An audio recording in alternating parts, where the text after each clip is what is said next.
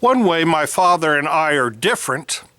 When I applied to be a bartender after college, I was fingerprinted by the FBI. My father was in the FBI.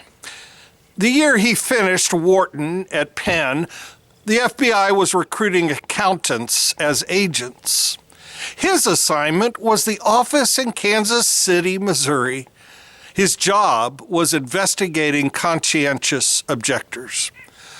The Selective Training and Service Act of 1940 had instituted the first peacetime draft in the United States. Young men could choose not to serve in the military due to moral or religious principles. My father's job was to interview the conscientious objector, his friends, family, church members, and pastors. He wasn't determining if the morality was appropriate. He was investigating whether the principles were authentic. Like The West Wing, Season 2, Episode 8, entitled Shibboleth, my father had to determine if this man walked the walk and talked the talk of faith, or was he using religion for his own selfish purposes. A few years into the war, it suddenly dawned on Dad that he was single and the same age as those he was investigating. He resigned from the FBI and began bomber pilot training. Somewhere in a basement box is a carbon copy of Dad's letter to J. Edgar Hoover and the director's positive praise of Dad's principle.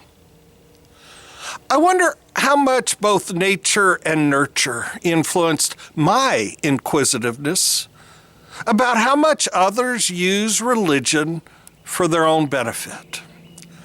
I wonder if that's why I often ask myself, am I doing to others what I would have them do to me? Or am I doing to others before they do to me? While I don't know all the reasons why, I do know this. I have a strong sense for determining authenticity when someone's selfish actions speak louder than their religious words. And it breaks my heart every time I witness it in others. And it drives me to my knees when I catch me in the act.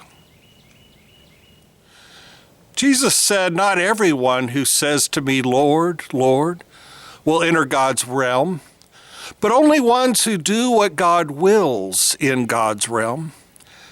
In the same sermon, he said, "Why do you see the speck in your neighbor's eye, but do not notice the log in your own eye? Or how can you say to your neighbor, 'Let me take the speck out of your eye,' while the log is in your own eye? You hypocrite! First, take the log out of your own eye, and then you will see clearly to take the speck out of your neighbor's eye." I wonder if I need to focus more on authentically walking the walk and talking the talk of my faith than I do pointing out how others use religion for their own benefit. How do you respond when you see people of power use religion for selfish gain? How has following the way of the Lord benefited you? What has it cost you? In what ways do you seek to be authentically faithful by what you say and by what you do on your journey?